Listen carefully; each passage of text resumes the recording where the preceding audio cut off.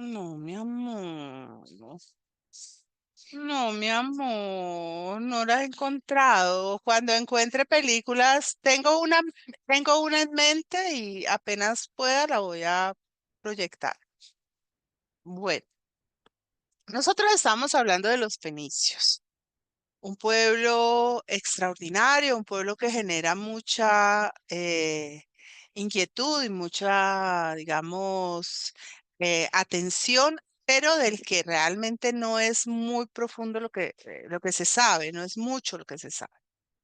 Yo les dije que íbamos a entrar a las ciudades fenicias, Tiro, Biblos y Sidón, pero que yo no quería entrar en esta parte seguido, porque me las iba a cansar, porque hay muchos acontecimientos que no son necesariamente muy, digamos, cercanos a uno, y entonces como que se puede volver árido. Entonces voy a hacer lo siguiente. Voy a empezar hablando de Sidón. Sidón es la primera de las ciudades fenicias que representa, significa o supone digamos, un desarrollo a gran escala. Ya se me volvió a perder. Aquí está así, ¿sí? Ahí se ve, me marca allá y no me marca acá. Bueno, pero sí, sí marca. Ahí está. Y después de hablar de Sidón, paso y les hablo de algún elemento de la cultura. Luego me devuelvo a Biblos y después hago lo mismo con Tiro. De esa manera vemos la historia de las ciudades, pero no se nos vuelve tan pesado. ¿Estamos de acuerdo? Bueno, exactamente. Entonces arrancamos. Sidón es uno de los enclaves fenicios de mayor antigüedad. Y es tan seria esta antigüedad que se la llegó a considerar la ciudad más antigua de todas las ciudades fenicias y una de las más antiguas del mundo, ¿sí? ¿Esto qué supone? Esto más allá de los datos, de los nombres, de las culturas que habitaron allí, supone un enclave muy fértil, de muy buen acceso a recursos, propicia el desarrollo. Generalmente nosotros sabemos que las ciudades crecen de la mano de actividades productivas sólidas. Generalmente se habla de la agricultura, pero en el caso de las ciudades fenicias, son ciudades costeras. Y lo que tenemos por enfrente es una disposición íctica, o sea, poder pescar todo lo que es una industria de la pesca y de la navegación, de la salida al mar. Por alguna razón, esas personas que se situaron ahí desde la antigüedad más prehistórica llegaron a la conclusión de que ahí se vivía bien y se quedaron ahí y encontraron ventajas para estar allí. De Sidón se habla en la Biblia, aparece ya en el Génesis. Nosotros estamos moviéndonos y nos vamos a mover en el Líbano en muchos de los territorios bíblicos, ¿sí? O sea, porque estos espacios geográficos no estaban segregados como están hoy en día. No aparecen Israel, Jordania, Líbano como elementos tan distantes, sino que son espacios que estuvieron en contacto y los libaneses estuvieron y han estado siempre en contacto con el pueblo de Israel. Y se sabe que digamos, este lugar estuvo en contacto con los miembros de la tribu de Zabulón, pero nunca estuvieron bajo el dominio de Israel. Fueron sociedades que convivieron, que se relacionaron las unas con las otras. Los sidonios siguieron teniendo la supremacía en todo el territorio hasta 1252 a.C., cuando aparece el pueblo de los filisteos. ¿Se acuerdan que los filisteos se aparecen en la Biblia mucho? Ay, Vicky, te veo como tan así que te veo con la mano aquí y dije, ¿será que yo dije algo que no era? No pregunto porque como yo juego con estas pantallas, a veces me adelanto, a veces me atraso. Es monitora para que nos diga, exacto. Bueno, los filisteos son un pueblo guerrero, un pueblo militar. Y este pueblo de los filisteos va a atacar Sidón y va a destruir una parte de la ciudad. Y luego, sobre los cimientos de la antigua Sidón, van a construir la ciudad de Dor en la parte alta de la región de Jaffa. Entonces, estos filisteos son los que estamos viendo aquí. El pueblo filisteo es un pueblo del que también se sabe a veces como poco, o sea, hay una referencia, pero no es muy profunda. Los sidonios, sobrevivientes al ataque, huyeron a la ciudad de Tiro, que era una de sus colonias. Entonces aquí ya sabemos algo, y es que Tiro surge a partir de Sidón.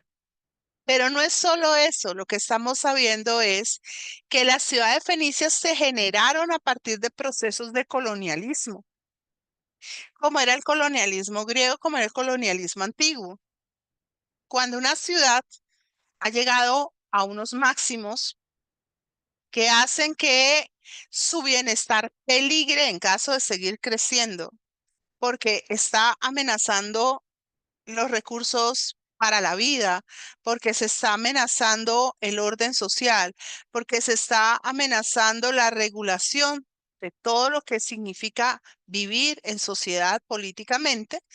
Lo que estos grupos hacen es mandar una embajada, unos emisarios que bordean las costas y recorren los espacios para encontrar ubicaciones propicias, similares o complementarias a la de la ciudad original. Y entonces fundan esto que se llama colonia, pero que nunca va a tener una, eh, una afiliación o una subordinación a la ciudad capital. Decir, los sirios nunca vieron a los sidonios como los santafereños pudieron haber visto a los españoles, jamás. No hubo esa capacidad subordinante de decirles cómo vivir y todo, ¿no? Sino que se organizan y viven de una manera bastante cercana. Además de haber fundado Tiro, los sidonios crearon dos de las ciudades más maravillosas de los fenicios, de las que yo no voy a hablar, que son Hipona, Cartago. Cartago, célebre por sus enfrentamientos con Roma y por su disposición imperial en las zonas del Mediterráneo, llegando hasta las áreas atlánticas. Pero no voy a hablar de ella porque yo quiero hablar del Líbano y eso no está en el Líbano, sino en África, entonces se me salió de perímetro. Bien, estas, digamos, ciudades complementaron sus economías con las de Sidón y entre sí y se constituyeron en una de las civilizaciones más importantes de la Edad de Bronce. Estas civilizaciones de la Edad de Bronce tienen una cercanía y una distancia con las de la Edad de Hierro que las suceden. Los pueblos de la Edad de Hierro son pueblos mucho más beligerantes, son pueblos mucho más dominantes, son pueblos mucho más capaces de ejercer control, pero no siempre tienen el mismo refinamiento cultural que tienen los de la Edad de Bronce. La civilización de la Edad de Bronce es una civilización muy depurada. Generalmente, la Edad de Hierro lo que hace es alimentarse de lo que la Edad de Bronce había generado. Bien, además porque los tiempos históricos se van recortando, ¿no? Los tiempos históricos se van recortando. En la medida en que avanzamos en la historia, la brecha temporal es cada vez más, digamos, más cerrada. La edad de bronce es más larga que la edad de hierro. Y la edad de cobre es más larga que la edad de bronce, porque los principios de aceleramiento de desarrollo hacen que esto pase. Bien. Y lo que sabemos es que ya en el tiempo sidonio se crean varias de las bases fundamentales del desarrollo fenicio, como van a ser la navegación, que es la base de todo el comercio, y que está acompañada de las matemáticas y de la astronomía. A los fenicios, como veremos, les vamos a deber varias cosas. Una de ellas es el alfabeto y la otra, las matemáticas, nos gusten o no. Y eso significa unos grados de desarrollo. No, Baldor va a venir más adelante, es árabe. Es árabe.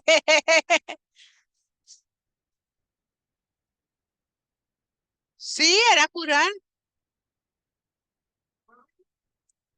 Ah, bueno. Yo digo como Irene. Ah, bueno. Bueno, no, no, no. Bueno, ahora vemos. Seguimos. Resulta que en Sidón aparece uno de los personajes legendarios de la Biblia. Y obviamente yo no me podía evitar el chisme, porque estos chismecitos son los que hacen ancla en la memoria, ¿sí? Y estamos hablando de la famosísima reina Jezabel. Jezabel era la esposa de Ahab, que era un rey de Israel. Ella era hija de un rey de Sidón.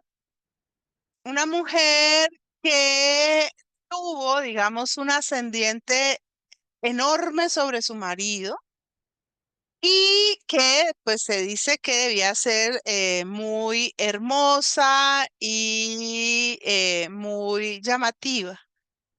Ella eh, estuvo, digámoslo así, Sidón y Israel estuvieron muy en concordancia, porque los sidonios y los fenicios fueron grandes constructores.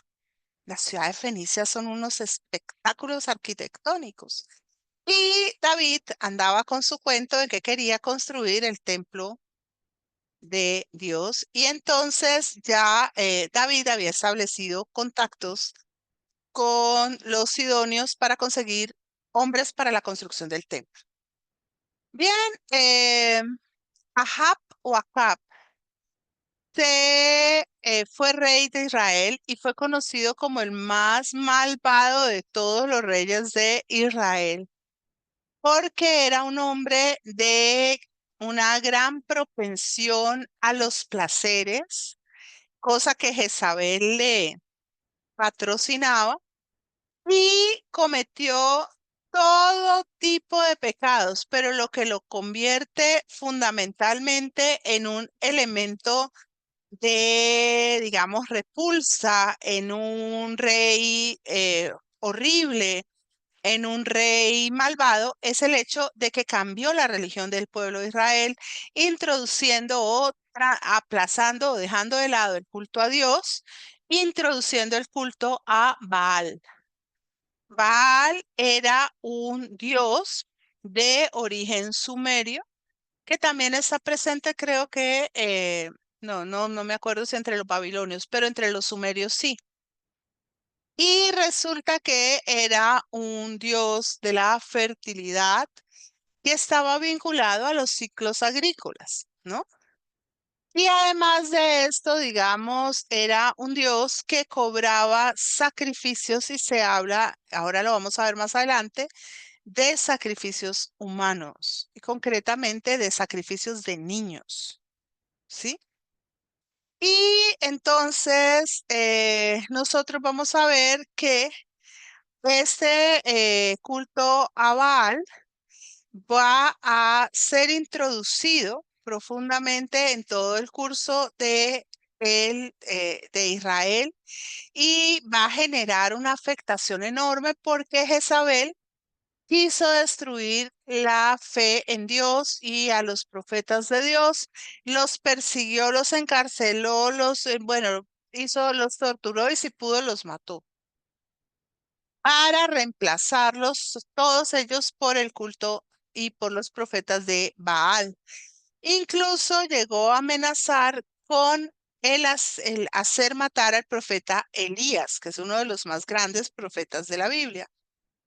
Ella estableció conspiraciones para robar un sitio que era absolutamente sagrado para Israel, que era la viña de Nabot. Y diciéndole a su esposo, así como Salomé le pidió a Herodes la cabeza de Juan el Bautista, pidiéndole a su esposo que le entregara esa viña. Solamente porque esa era una viña sagrada que estaba bajo el cuidado de los sacerdotes de Dios. Y además de esto, ella, digamos, incitó a su esposo a que cometiera violencia y llevara a hacer apedrear o lapidar a Nabot, quien era el que cuidaba la viña, para quedarse con ella, solamente porque tenía frutos muy dulces, muy ricos, muy abundantes y muy de la propiedad de Dios. Asimismo, incitó a su hijo Joram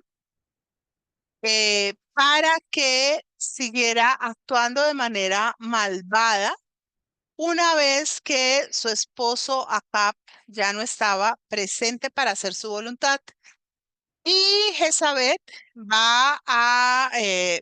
digamos, a incitar a un grupo de disidentes que se van a mantener en pie hasta tiempos del Nuevo Testamento. O sea que dejó un legado de dolor y de maldad en el pueblo de Israel. Todo esto hasta un momento en el cual Elías, el profeta Elías, unge a un rey sustituto de Joram, señalando que Joram, como sucesor de Acab, no es más que un malvado y está en contra de la voluntad de Dios. Y entonces los israelitas, que ya estaban muy molestos, entran al palacio, ¿sí? Y arrojan a Jezabel por la ventana para que caiga al patio del palacio, donde los caballos la van a pisotear de manera que muere de forma violenta, dolorosa y vergonzosa. De acuerdo con la profecía de Elías, su rostro y su cuerpo quedaron completamente irreconocibles. ¿Por qué hicieron esto cuando sube al poder Joram? Pues porque Joram es un muchacho, es muy joven y no tiene las alianzas de poder suficientes para poderse imponer. Bien, yo les dije que íbamos, no, yo les dije que después de, como decía aquella tía mía, una que era una triste, una alegre, una triste, una alegre. Entonces ahora vamos a buscar la alegre. Me imagino y creo no equivocarme que quedamos todas con la inquietud de saber sobre la religión, ¿cierto? Aquí está, que es Tiro. Tiro es la ciudad en la que más nos vamos a demorar, de la que más vamos a conversar. Pero ahora yo quiero vamos a hablar de la sociedad y de la cultura. Hay dos cosas que tenemos que mirar. Lo primero que vamos a mirar está acá, que es lo que tiene que ver con la política, con el gobierno y con el comercio. Y luego entraremos, mira esto, de hecho, y luego entraremos nosotras muy alegremente a mirar la otra parte, que es la religión y demás, ¿sí? Voy a aprovechar este pasar por esta historia, también muy especialmente para darles a conocer mucho del Líbano. Algunas de las cosas que vamos a ver, pues desafortunadamente han perecido a manos de los acontecimientos contemporáneos, pero otras siguen en pie. Bien, como les decía, los fenicios son esa dama misteriosa de la historia antigua. ¿Por qué digo dama misteriosa de la historia antigua? Porque todos pensamos que los fenicios son fascinantes, son hermosos, están llenos de vibración, fueron una civilización rica, espléndida, llena de cosas maravillosas, pero no sabemos casi nada. de los fenicios, porque hay muy pocos libros, muy pocos textos escritos que nos hablen de su cultura. Esto se debe a que los fenicios estuvieron muy bien rodeados, muy mal rodeados. ¿Qué quiere decir eso? Muy bien rodeados, rodeados de culturas muy fuertes, entre ellos civilizaciones como la griega, la romana, muy mal rodeados porque estuvieron rodeados de los griegos y los romanos que compitieron con ellos y pues sabemos el caso claro de los romanos que acabaron con ellos. Entonces, son los grandes vencidos de la historia antigua. Y esa derrota es la que nosotros vamos a encontrar. Por otro lado, viendo estas terracotas fenicias, uno dice, Dios mío, la influencia de los fenicios en los etruscos es enorme, por no decir, y por tanto en los romanos. ¿No? Están muy cerca unos de otros. A pesar de esto, sabemos bastante de ellos.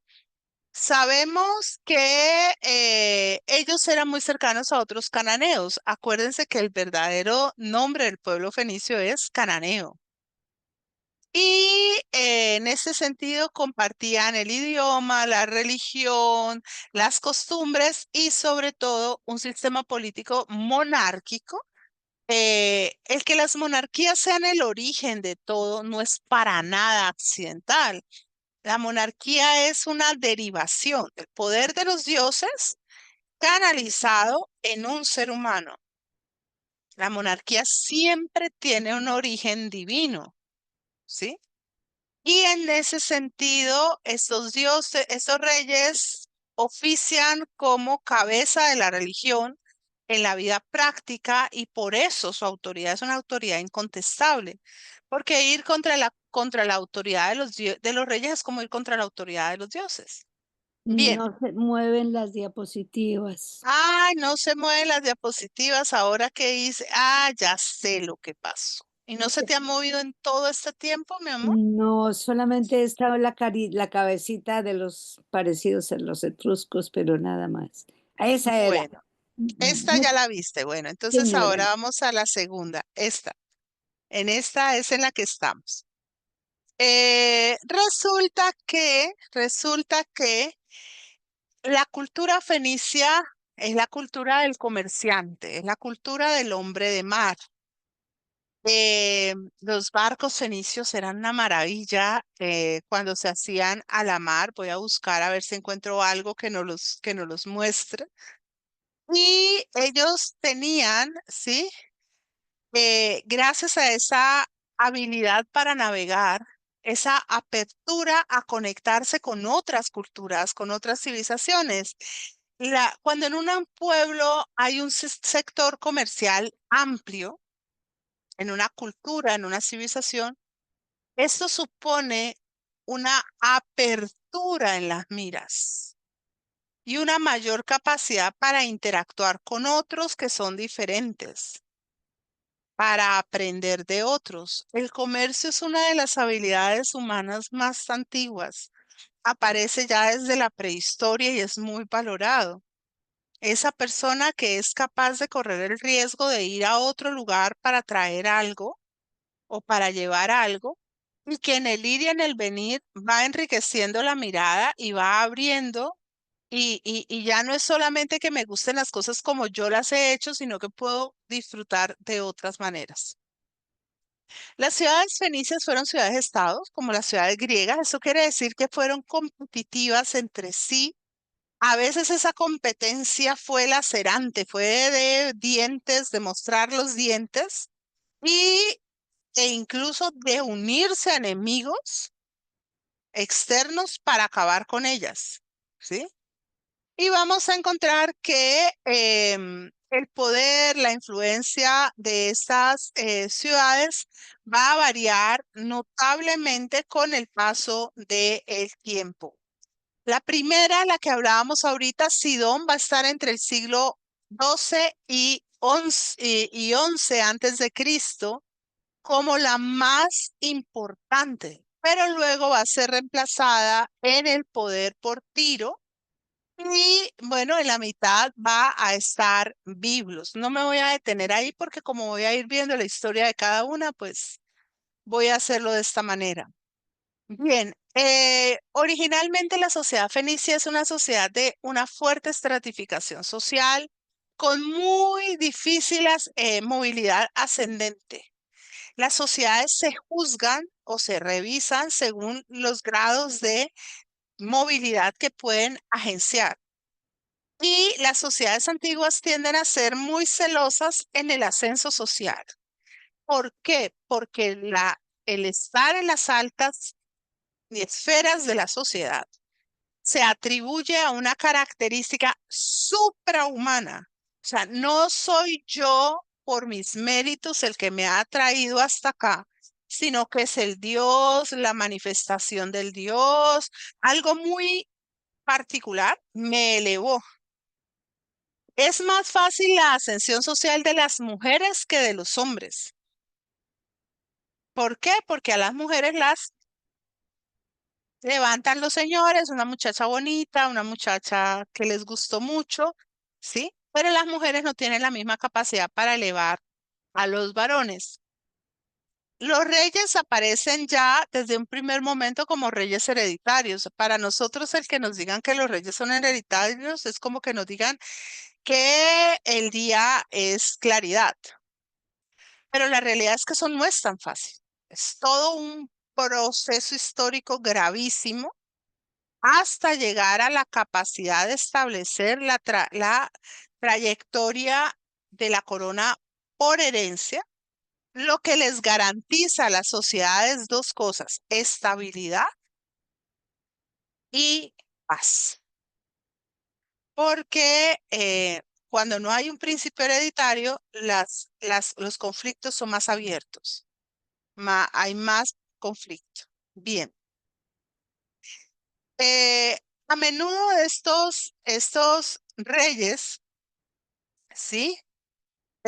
Gobernaron apoyados por una nobleza. Esa nobleza tiene orígenes distintos. Parte de la nobleza proviene de la habilidad mercantil, de la riqueza. La riqueza es poder. Y ya en los tiempos fenicios eso era absolutamente claro. Pero otros eran de el entorno sacerdotal y el sacerdocio y la religión también es poder. O sea, son los soportes del poder. Los primeros reyes fenicios se la debieron pasar como los primeros faraones egipcios, de templo en templo, de altar en altar, de ceremonia en ceremonia, porque las funciones eran más de carácter religioso que de carácter político. Así que los pobres debían vivir una vida muy ocupada desde las horas del alba hasta las del anochecer, yendo y viniendo, haciendo y deshaciendo, porque es una época en que los seres humanos son muy dependientes de esos dioses. Tienen todavía mucho miedo de que el sol un día decida no salir, o la lluvia no caer, o la tierra no sostener a los seres humanos. Pero conforme va pasando el tiempo, los reyes van cediendo esas atribuciones religiosas a los sacerdotes y preservando su participación para sí momentos muy particulares, grandes fiestas, grandes eventos, grandes momentos. Pues que además el rey no puede quedarse con eso porque si el rey tiene que encabezar un ejército o algo importante y es la fiesta del dios, ¿qué hace? O va para la fiesta del dios o va para la batalla. No puede. Pero siguieron los reyes fenicios muy atados al ritual religioso. Y eso fue una cosa muy importante. Ahora, como los sacerdotes fueron la mano derecha de los reyes en lo cuanto al ceder estas atribuciones, pues los sacerdotes llegaron a tener tanto o más poder que los mismos reyes. O sea, los reyes son muy poderosos dependiendo de su carácter y de su edad, ¿sí? Son muy poderosos de los 20 para arriba, pero muy frágiles de los 20 para abajo. Y depende del carácter. Entonces los sacerdotes llegan a tener mucho poder y llegan a establecer alianzas matrimoniales con la casa real, que son alianzas muy eficientes. Los reyes feminicios no conmemoran sus reinados a través de esculturas o de monumentos como los faraones egipcios. Los faraones egipcios sí lo hacen, pero lo hacen, digamos, fundamentalmente o nos muestran qué tan importantes eran a través del uso de sarcófagos. Por eso vemos no, a ver, la interconexión que se va a dar entre los fenicios y los etruscos, porque usan el mismo sistema del sarcófago. El sarcófago es muy importante y uno de los sarcófagos más importantes de toda la historia de los fenicios y de la historia antigua es el que estamos viendo, el de Ahiram de Biblos, ¿sí? Y aquí vemos que ¿por qué son importantes? Porque en los sarcófagos los fenicios escriben su historia, dejan claro el legado de lo que han hecho. Muchas de las tumbas fenicias que se han encontrado han sido muy difíciles porque no hay una fuente que permita como contrastarlas o amplificarlas. Y hay muy poca registro en fuente primaria. La fuente primaria son los escritos del momento. Nosotros trabajamos con fuentes primarias y fuentes secundarias en historia. Las fuentes secundarias son los escritos de historiadores sobre el tema y las fuentes primarias son los que vienen directamente del proceso histórico. Bien, y gracias a el estudio de los sarcófagos y demás, se ha podido llegar a establecer una línea sucesoria entre los reyes fenicios y se ha podido establecer también la relación entre sí, entre Sidón, Biblos y Tiro. Cómo se dio el traspaso de los poderes. Lo que sabemos, gracias a todas estas fuentes, es que los reyes fenicios gobernaban basándose en el apoyo de asambleas que fueron adquiriendo cada vez un poder más amplio. Es decir, que no estamos hablando de un único poder vertical, sino de un poder que, aunque tiene una verticalidad, se extiende. En el siglo VI, durante el periodo de dominio babilónico, Tiro va a cambiar la forma de ejercicio del poder y va a establecer un poder que es una diarquía basada en dos jueces con una autoridad inmensa, parecidos a los dos cónsules romanos. Y estos dos jueces se van a conocer como sufetes, que eran elegidos por las familias más nobles por periodos cortos. Vamos a parar 5 minutos y ni 5 minutos, un ratico para saludar a la paisita y ya seguimos.